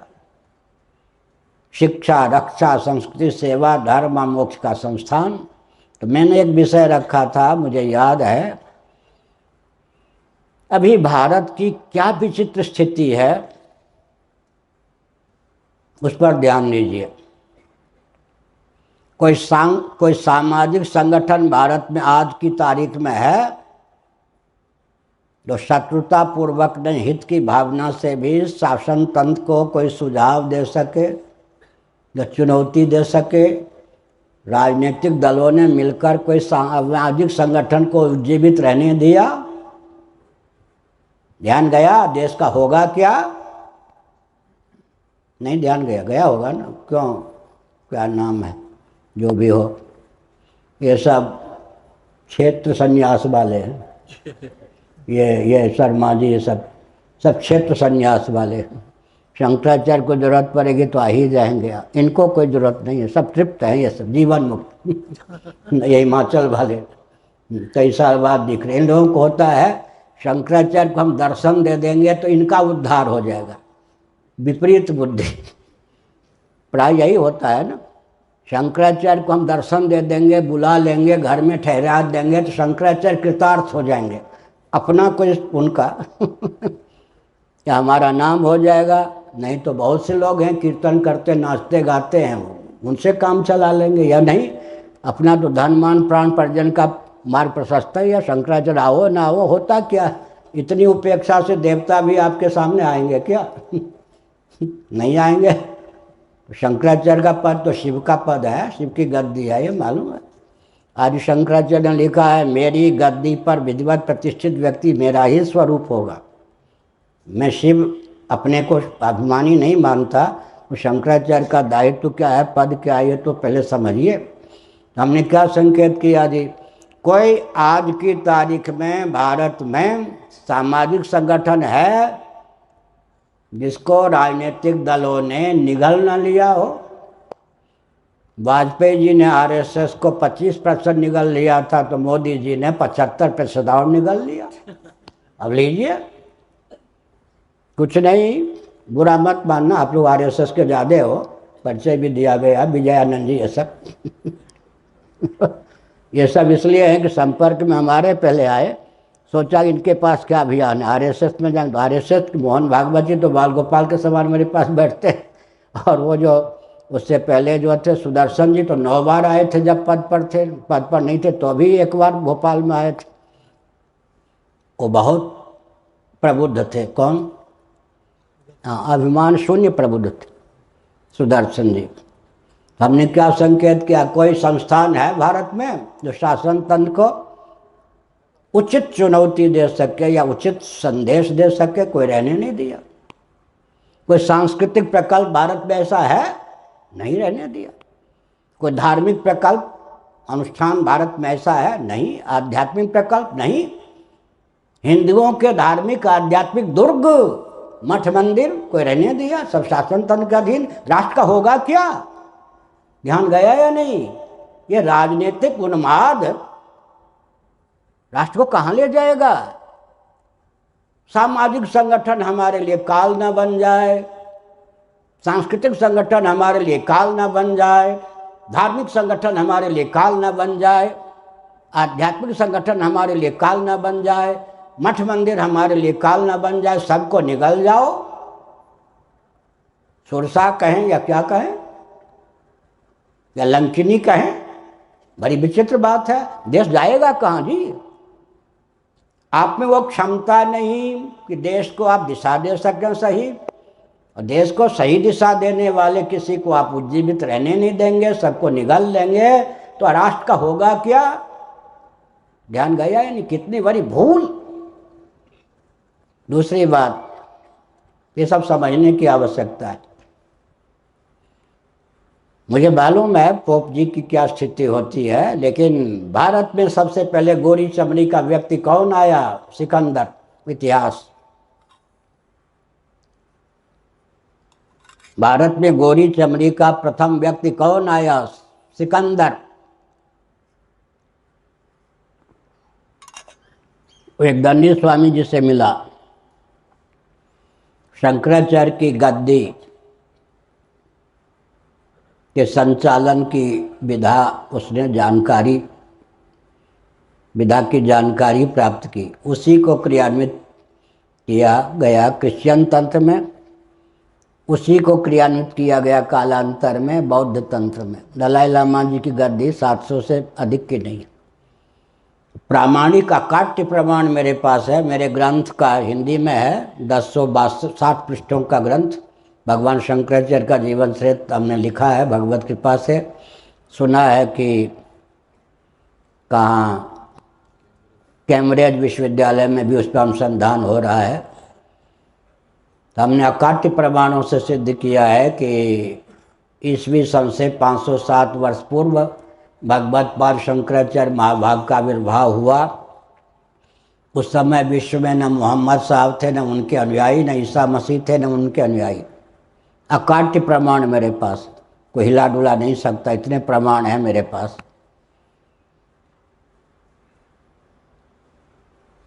शंकराचार्य जी ने 4 धार्मिक आध्यात्मिक राजधानियाँ ख्यापित की, उसमें पुरी ऋग्वेद से संबद्ध 1/4 विश्व की धार्मिक आध्यात्मिक राजधानी, एक एक पीठ, 1/4 1/4 1/4 1/4 विश्व की धार्मिक आध्यात्मिक राजधानी।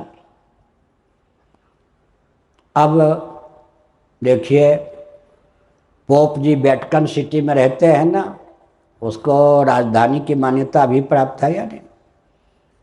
पोप जी केवल क्रिश्चियन तंत्र के गुरु ही थोड़े होते,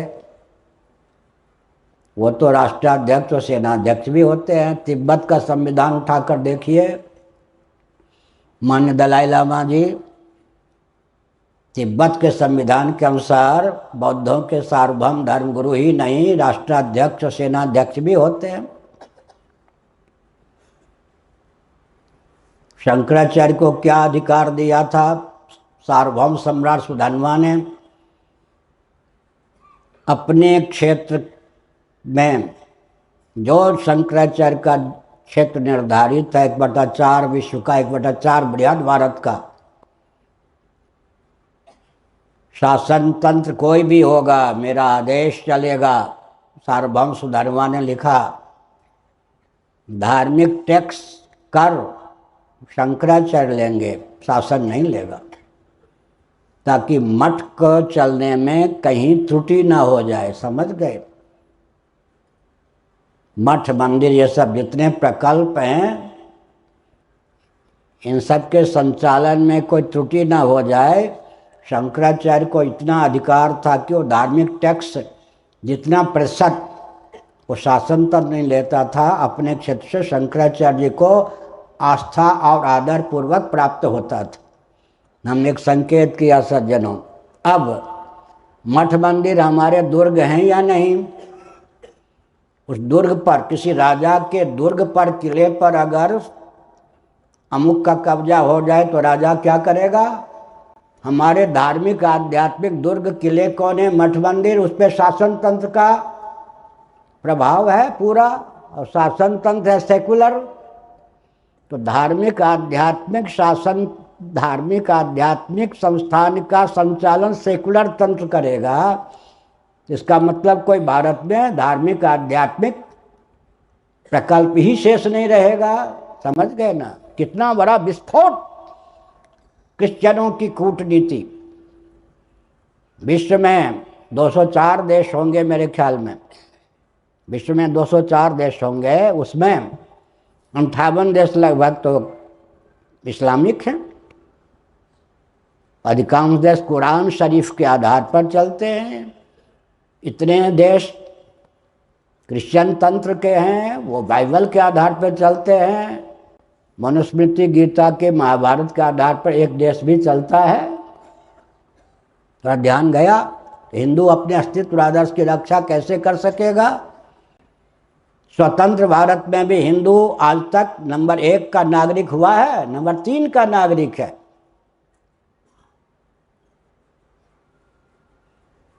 स्वतंत्र भारत में भी हिंदू संविधान की सीमा में 1 नंबर का नागरिक नहीं है।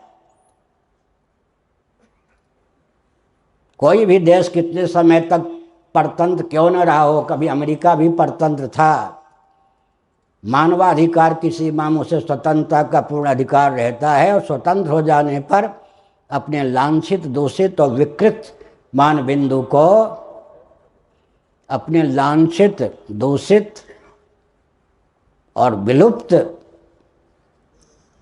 विध्वस्त मान बिंदु को पुनः उद्भासित करने का पूर्ण अधिकार रहता है। श्री राम मंदिर पर भी हमारा अधिकार नहीं। आतंकवादियों ने, विदेशी शासन तंत्र ने मानवाधिकार की सीमा का अतिक्रमण करके भारत पर शासन किया। स्वतंत्र भारत में 1 इंच भूमि पर भी उनका अधिकार बनता है क्या? तो काशी विश्वनाथ पर उनका अधिकार कैसे? श्री कृष्ण जन्मभूमि पर उनका अधिकार कैसे? राम जन्मभूमि पर उनका अधिकार कैसे? केस की आधारशिला ही गलत। समझ गए ना? केस की आधारशिला ही गलत। कोई आतंकवादी मानवाधिकार की सीमा को तोड़कर किसी देश पर शासन करे, उसके मान बिंदुओं को कुचल डाले, दूषित कर दे, बाद में उसके स्वामित्व का, स्वतंत्रता के बाद उसके स्वामित्व का अधिकार होता है। ये भाई उत्थे इत्थे उत्थे मत घूमो भाई, तो प्रेम नाल बैठो। हमने संकेत किया, हमने क्या संकेत किया सज्जनों? ये स्वामित्व का क्या प्रश्न उठता है? स्वतंत्रता के बाद इस ढंग से देश की संरचना की गई है, बचे खचे खुचे हिंदू विचारधारा से तो हिंदू रह ही नहीं गए, नाम मात्र के भी हिंदू न रह जाएं। मैं एक संकेत करके प्रवचन को विराम देता हूं।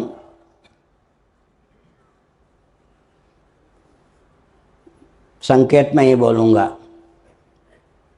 अब निंदा या आलोचना मत समझना, हित की भावना से सुनना।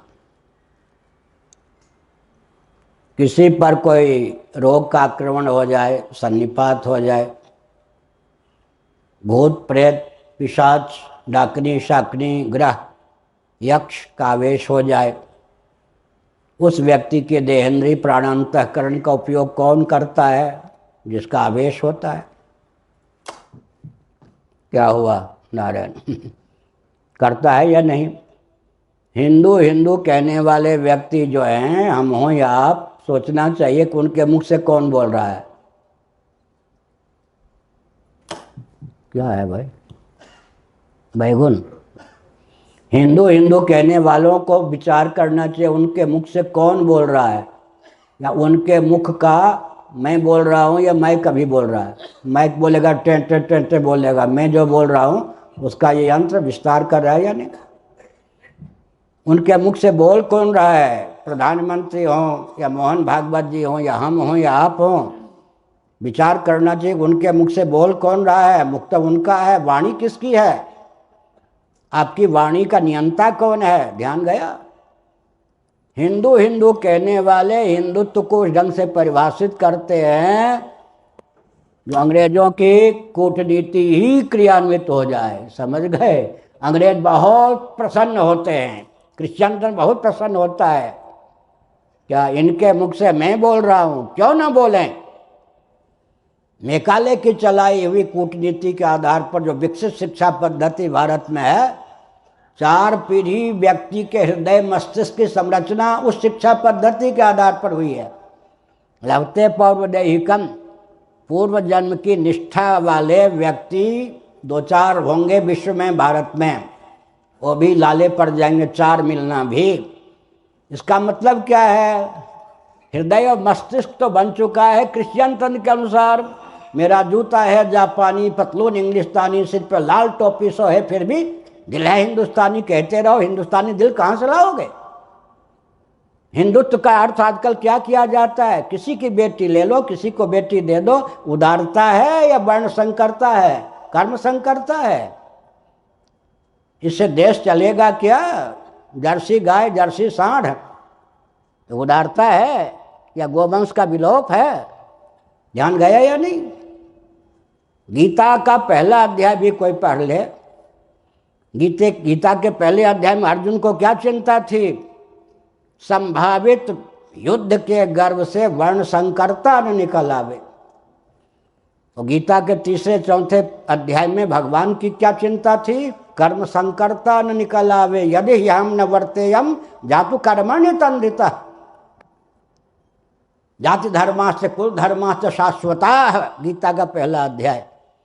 अब हिंदुत्व का अर्थ होता है उदारता के नाम पर किसी की बेटी ले लो, किसी को बेटी दे दो, माने पूरे हिंदू को वर्ण संकर कर्म संकर बना दो। हो गया ना? आपके मुख से कौन बोल रहा है? आप जा कहाँ रहे हैं? समझ गए ना? इतनी कूटनीति। क्या करे हिंदू? लाचार है वो। लाचार इसलिए है कि 4-4 पीढ़ी में काले की शिक्षा पद्धति के आधार पर। अब तो और बात है, क्यों जी IPS IAS चलाते हैं या नहीं? मुझसे तो कोई बात छिपी नहीं होगी ना, बाबा तो ही बचपन का। लेकिन इनकी मुसीबत इसलिए है ना, महाराज ये क्या कहते थे, हमारे संतों को हजम कर जाते थे, ले लेते थे। फिर क्या कहते थे? माला जपनी हो तो आपसे पूछे, नाक दबानी हो तो आपसे पूछे, गीता पढ़नी हो तो आपसे पूछे, रामायण का प्रवचन सुनना हो तो आपसे सुने। ये तो सुप्रीम कोर्ट का मामला है राम जन्मभूमि को लेकर। ये तो राजनीति की बात है, तो विदेश नीति की बात है, ये तो अर्थनीति की बात है। बाबाओं का मुंह बंद। मार्गदर्शक बना के मार्गदर्शन देने लग जाते थे। नाम नहीं लूंगा, बहुत से क्या है भाई, तुसी प्रेम लाल ठीक से करो। वो बोल रहा है कि आप प्रवचन बंद कीजिए। हाँ, हमने क्या कहा? समझ गए? अब इनको कठिनाई क्या हो गई? ये कहाँ फंस गए मालूम है? अब वो कहेंगे पुरी के शंकराचार्य जी राजनीति की बात है, इसमें तो आप, हम कहेंगे पहले राजनीति की परिभाषा बताओ। अर्थनीति की बात है। हमने कहा बहुत अच्छी बात है। नोबेल पुरस्कार व्यक्ति अमेरिका के, भारत के सेन जी, और बिना नोबेल पुरस्कार के भी ख्याति प्राप्त मनमोहन सिंह जी को ले आओ और साथ में चर्चा कर लो। न्यायालय की बात है तो हम अभिमान पूर्वक नहीं, नाजपूर्वक कहेंगे सुप्रीम कोर्ट में। कौन? Delhi supreme court bar association में, Allahabad high court bar association में संविधान पर मेरा प्रवचन सुन लो। प्रवचन हुआ है या नहीं? संविधान पे मुझसे चर्चा कर लो। विदेश नीति की बात है, विदेश नीति पर चर्चा कर लो। गणित की बात है, गणित पे चर्चा कर लो। अभी फंसे हुए हैं तो फिर क्या है? अच्छा, तो आप भी अनुगत नहीं होते तो दबा दें इतना कि त्राहिमाम शरणागत। भारत में क्या चल रहा है मालूम है या नहीं? पंजाब वाले जानते होंगे, जोरावर सिंह, फतेह सिंह, दीवार में चुन दिए जाओगे, मरवा दिए जाओगे, नहीं तो कह दो मैं हिंदू नहीं। वही स्थिति भारत में बिना यातना के यातना हम जैसे व्यक्तियों को दी जा रही है। आप अगर शंकराचार्य के पद पर रहना चाहते, 1 इंच भी जमीन आपके पास रखना चाहते हैं, तो किसी न किसी पार्टी के द्वारा जूठे कर लिए जाए। अगर आप झुकते नहीं तो लीजिए, हम आपको ऐसी परिस्थिति उत्पन्न कर देंगे, पद छोड़ के भाग जाएं, देश छोड़ के भाग जाएं। मतलब लगता नहीं है कि ये विदेशियों का शासन तंत्र है, लेकिन आज कोई शंकराचार्य रहने दिया गया जो घुटना न टेके। प्रधानमंत्री नकली नहीं, 100 नकली शंकराचार्य बना के भारत को भर दिया इन राजनीतिक दलों ने। समझ गए? जो देखो जगत गुरु बन के घूमता है। व्यास तंत्र के साथ खिलवाड़ करने वाले सेठों का समुदाय, राजनेताओं का समुदाय लग गया तो भाई ठीक है, हमारी आवश्यकता नहीं है ना। सार ये हुआ ना, आपकी आवश्यकता नहीं है तो हम बिना कोई रोड़ा अटकाए कहते हैं तुम पूरा भारत नहीं, पूरा विश्व हमको, हम जैसे व्यक्ति को 7वें आसमान में ला के रख दे, गुफा के अंदर, गुफा के अंदर, गुफा के अंदर 7वीं गुफा में ला के रख दो। निश्चलानंद नहीं, धार्मिक आध्यात्मिक ज्ञान विज्ञान संपन्न व्यक्ति के बिना पूरे विश्व को विकास के नाम पर एक तिल भर भी आगे खिसका के दिखा दो तो हम समझ जाएंगे हमारी उपयोगिता नहीं है। एक बात कहकर मैं प्रवचन को विराम देता हूँ। आजकल बिरला जी का पार्लियामेंट स्पीकर के नाते, वाचस्पति के नाते जितना अधिकार है पहले सुमित्रा महाजन जी का था, उससे अधिक अधिकार इंद्र के पार्लियामेंट में बृहस्पति जी का था। ये वोट के आधार पर नहीं बृहस्पति जी बनाए जाते हैं। भागवत आदि का अध्ययन कीजिए, महाभारत आदि का। तप और विद्या में इंद्र से बढ़कर जो होते हैं ना, वो बृहस्पति के पद पर प्रतिष्ठित होते हैं, सामान्य नहीं होते। ऐश्वर्य में भी, तप और विद्या, ऐश्वर्य में, सिद्धि में, ज्ञान विज्ञान में इंद्र से बढ़कर जो होते हैं वो बृहस्पति के पद पर प्रतिष्ठित होते हैं। बृहस्पति के पार्लियामेंट में, ये इंद्र के पार्लियामेंट में श्रीमद् भागवत कौन आ गए? बृहस्पति जी।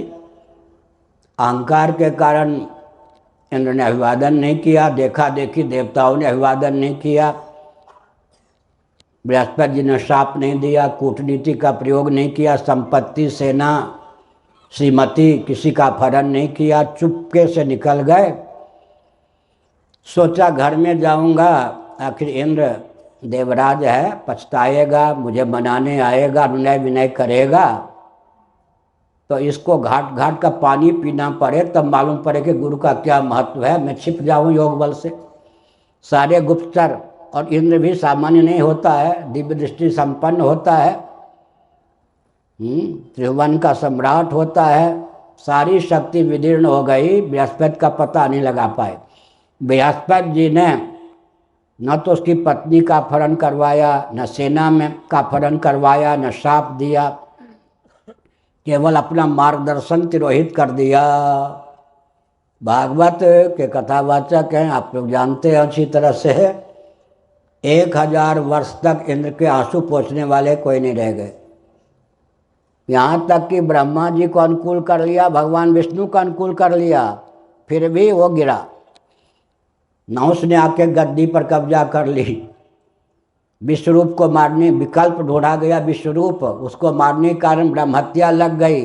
वृत्रासुर से पाला पड़ा, मानसरोवर में छिप के रहने वाला देवराज इंद्र जैसे शतक्रतु पराक्रमी व्यक्ति, त्रिभुवन का राजा, उसकी जब दाल नहीं गली बृहस्पति के बिना, तो आजकल के प्रधानमंत्री और ये मुख्यमंत्री उड़ीसा के नवीन पटनायक आदि की दाल अगर कहें कि गुरु के बिना, आध्यात्मिक मनीषी के बिना गल जाए, या विश्व की दाल, तो हम समझ लें हमारी उपयोगिता नहीं है। क्या मतलब हुआ? क्या कूटनीति चली जा रही है मालूम है? अंग्रेजों की कूटनीति कहाँ से शुरू हुई?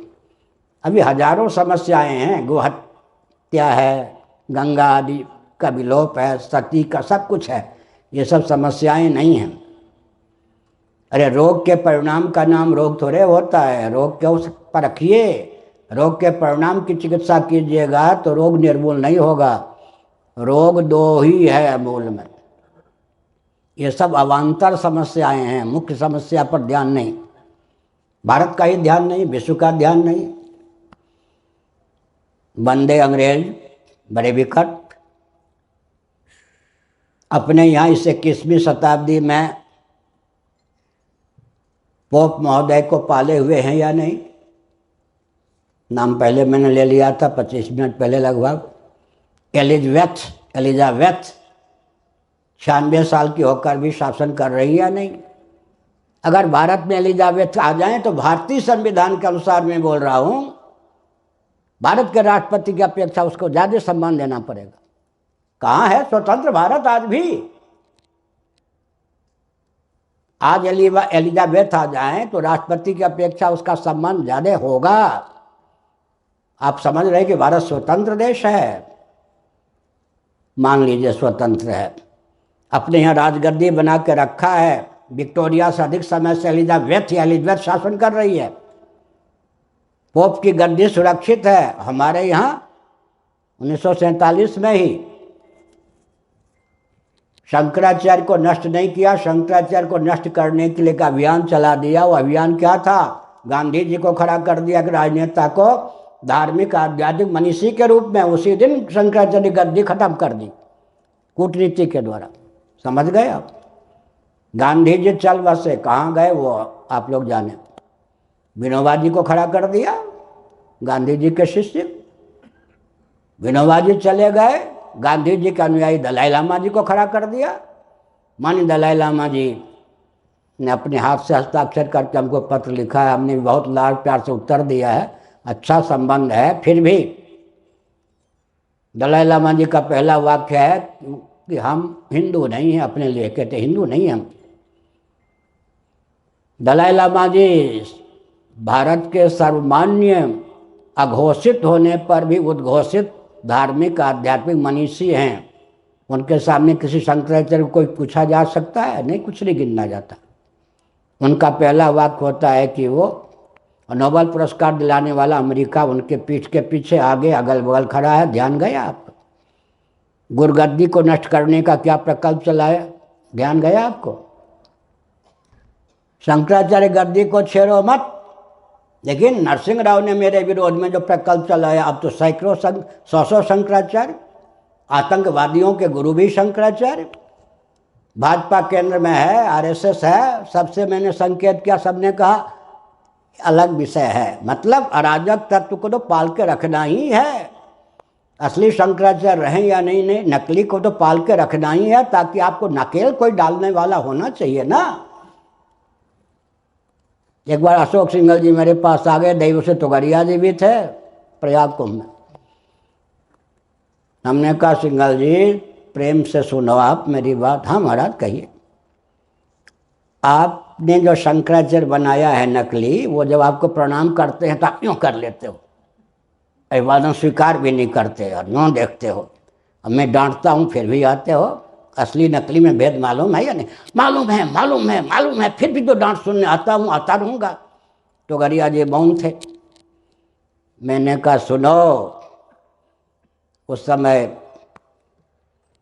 सुदर्शन जी सरसंचालक थे। 10 सरसंचालक आरएसएस के नकली बना दिए जाएं। जिस पद पर सिंघल जी आप हो, 10 नकली बना दिए जाए। अरे महाराज हम नष्ट हो जाएंगे। हमने कहा अपने नाश की चिंता है और शंकराचार्य सैकड़ों बना करके आप लोगों ने रख दिया, मान्यता दी। शंकराचार्यों के नष्ट होने से आपको कोई खतरा नहीं है? देश को खतरा नहीं है क्या? ये हिंदुत्व है क्या? नो, इसका मतलब क्या है? षड्यंत्र है, षड्यंत्र। सरदार वल्लभ भाई पटेल बहुत अच्छे धाम में होंगे, लेकिन वो भी सुन लें। मान लिया कि देसी राजा बटे हुए थे। जब आप राजतंत्र को तोड़ने की क्षमता रखते थे तो उन राजगाओं को बुला करके एक सार्वभौम राजा बना देने की क्षमता आप में थी या नहीं? आपके मुख को, आपके हाथ को किसने रोक दिया कि लोकतांत्रिक प्रजातांत्रिक युग के नाम पर भारत को निगलने का अभिशाप आपने क्रियान्वित किया? ये भूल हुई या नहीं भूल हुई? समझ गए ना? अब कहें कि उन राजाओं में तालमेल नहीं था, आप तालमेल बैठा देते। जिन प्रांतों में भाजपा की सरकार है, क्या केंद्र से तालमेल है? मुझसे भी कोई बात छिपी रहती है क्या? 3 प्रांत में भाजपा हारी, मध्य प्रदेश, छत्तीसगढ़, राजस्थान में केंद्र और प्रांत के मुख्यमंत्रियों में कोई तालमेल था क्या? आज किसी भी पार्टी की चीज़ हो, क्या है, पश्चिम बंगाल हो, केंद्र में कोई तालमेल है क्या? नहीं है ना। इसका मतलब क्या होता है? इसका अर्थ क्या हुआ? एक राजनेता को राजगद्दी तोड़ने के बाद में प्रधानमंत्री बना दिया गया, एक को धार्मिक मनीषी बना दिया गया। हमारी राजगद्दी भी खत्म, हमारी व्यासगद्दी भी खत्म। कि अंग्रेजों की कूटनीति का अनुगमन कब तक करते रहेंगे प्रधानमंत्री आदि? समझे या नहीं?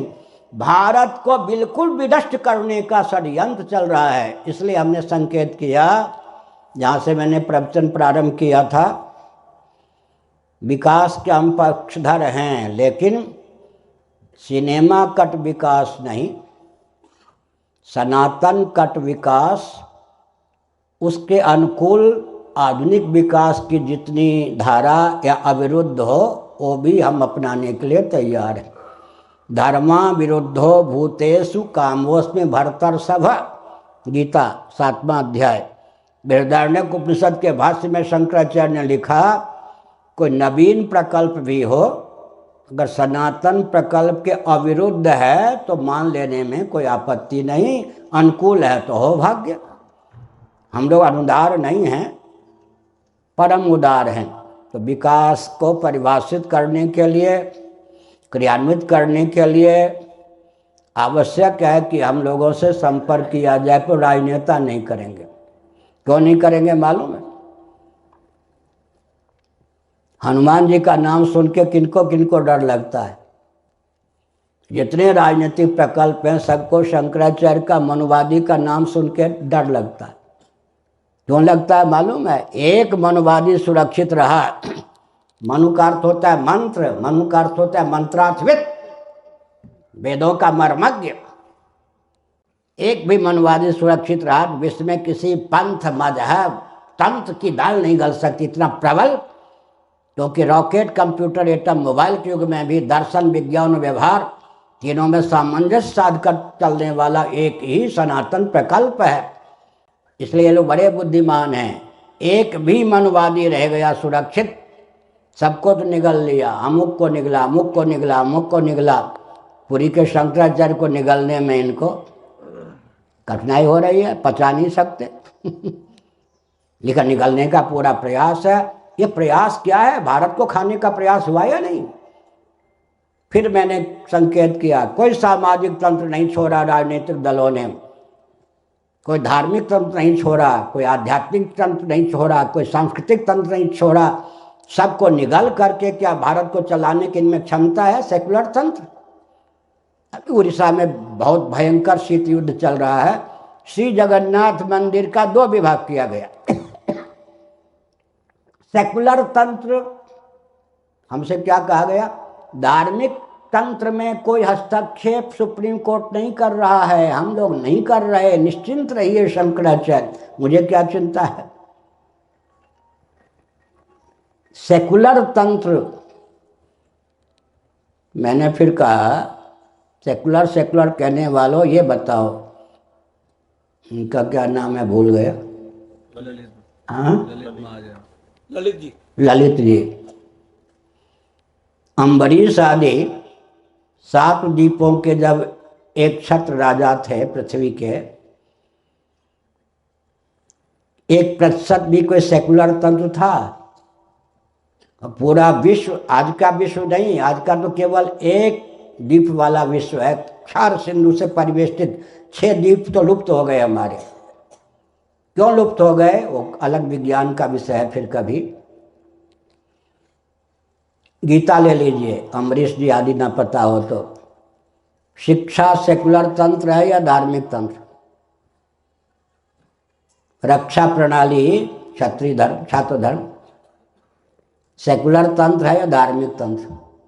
कृषि गौरक्ष वाणिज्य, कृषि खेती-बाड़ी, गौरक्ष गोरक्षा पशुपालन, वाणिज्य सेकुलर तंत्र है या धार्मिक तंत्र? परिचर्या सेवा सेकुलर तंत्र है, धार्मिक तंत्र? धार्मिक तंत्र के बाहर कोई सेकुलर तंत्र था? इंद्र लोक जो चलता है सेकुलर तंत्र के आधार पर, ब्रह्मा जी का लोक चलता है सेकुलर तंत्र के आधार पर, भुवा स्व महाजन तप सत्यम जो का संचालन होता है सेकुलर तंत्र के आधार पर। और जब तक वैदिक साम्राज्य था, तब पौराणिक साम्राज्य था, तब सेकुलर तंत्र के आधार पर कुछ चलता था। अब हमारे मठ मंदिर 99% सेकुलर तंत्र के आधार पर। तो मैंने मुंहतोड़ उत्तर दिया, गली कूची में झाड़ू लगाना सेकुलर तंत्र आजकल मान लो, श्री जगन्नाथ मंदिर में झाड़ू पोछा लगाना सेकुलर तंत्र होगा? होटल में भोजन बनना, रेल में हवाई जहाज में भोजन परोसना बनना सेकुलर तंत्र मान लो, भगवान के लिए जो भोग बनेगा सेकुलर तंत्र। तो मठ मंदिर में भी 99% ले आए सेकुलर तंत्र, और 1% जो रह गया धार्मिक तंत्र, उसका नियामक शासन, घुमा फिरा के रूटीन के नाम पर धार्मिक तंत्र, बाकी कुछ भी नहीं, 1% भी नहीं। भारत जाएगा कहाँ? इसलिए फिर मैं कहता हूँ, विश्व हिंदू परिषद और BHU के प्रोफेसर ने जो कहा, शिक्षा पद्धति की दिशाहीनता पर कुछ भी प्रकल्प नहीं चल रहा है। ये मकान जर्जर हो गया तोड़ दो, ये छत जर्जर हो गई नई बना लो। तो मैंने IPS IAS का नाम लिया था, फिर छोड़ दिया। इनका कोर्स कहाँ बनता है जी? कम्युनिस्ट शासन तंत्र के द्वारा, मालूम है? IAS IPS जो बनते हैं, इनकी जो पाठ्य पुस्तक है बिल्कुल सनातन वैदिक आर्य संस्कृति के विरोध में ये सब तैयार किए जाते हैं। बटालियन यही शासन तंत्र चलाते हैं। एक एक मुख्यमंत्री से मैं परिचित हूँ, उनको चलाने वाले सब IPS IAS होते हैं। उठ तो उठ, बैठ तो बैठ, सामने हाथ जोड़ते हैं, बाहर क्या कहते हैं, मुख्यमंत्री को तो मैं चलाता हूँ, अपना क्या है। समझ गए ना। आजकल जो नेता बनते हैं उनके पास क्या क्या चीज़ है, सब उनको IPS IAS चलाते हैं। देश को चलाने वाला जो तंत्र है वो तंत्र किससे प्रशिक्षित है? कम्युनिस्ट तंत्र से। समझ गए ना। देश कहाँ जाएगा? इसलिए बहुत भयंकर समस्या है। बाहर से सब कुछ अच्छा है, भारत इतने शौचालय बन गए, ये बन गए, मैं निंदा नहीं कर रहा, लेकिन भले आदमी ये सब तो क्या है, कपड़े की सफाई है। मन अंदर एक भी समस्या के समाधान का कोई मार्ग निकल रहा है? शिक्षा पद्धति में आमूलचूल परिवर्तन के लिए कोई प्रयास चल रहा है? 1% भी शिक्षा पद्धति में क्या नीति अध्यात्म का सन्निवेश हो पाया है? इसका मतलब देश को विकास के नाम पर खोखला करना, विलुप्त करने का मार्ग चल रहा है। भारत अमेरिका बनेगा। पत्नी भी रिवॉल्वर लेकर सोती है रात में, बगल में पति भी रिवॉल्वर लेकर सोता है। दो भाई एक जगह सोते हैं, दोनों रिवॉल्वर लेकर। पता नहीं कोई ये मुझे मारने लगे, उससे पहले मैं रिवॉल्वर से मार दूं। यही अमेरिका बनाएंगे भारत को? क्या बनाएंगे आप? ये भी विचार करना चाहिए ना। इसका मतलब हम लोग अन्यथा सिद्ध, हम लोगों का कोई राष्ट्र के लिए उपयोग नहीं। बड़ी विचित्र बात है कि हम राष्ट्र के लिए चिंतन नहीं करते, बोटी बोटी नहीं गलाते। आपका पद आता है जाता है, हम तो उस पद पर प्रतिष्ठित हैं कि जीवन भर अगर हम ना चाहें तो कोई छोड़ने के लिए विधान बाध्य नहीं कर सकता है। आपसे ऊंचे पद पर हम प्रतिष्ठित हैं। अगर कोई प्रधानमंत्री भी कहे मैं व्यस्त हूँ तो मैं कहूँगा आपसे ज़्यादा व्यस्त हूँ। प्रधानमंत्री कहें इतना दायित्व है तो मैं कह सकता हूँ नाज के साथ आपसे ज़्यादा दायित्व तो मुझे प्राप्त है। इसका मतलब क्या हुआ? तो ये जो कोई भी धार्मिक तंत्र, आध्यात्मिक तंत्र भी ऐसा नहीं रहने दूंगा जो राजगद्दी से नियंत्रित ना हो। इस व्यामोह को जब तक नहीं छोड़ा जाएगा तब तक भारत का उत्कर्ष कैसे होगा? इन सब बातों पर आपको ध्यान देना चाहिए। हर हर महादेव। हर हर महादेव। हम जगत गुरु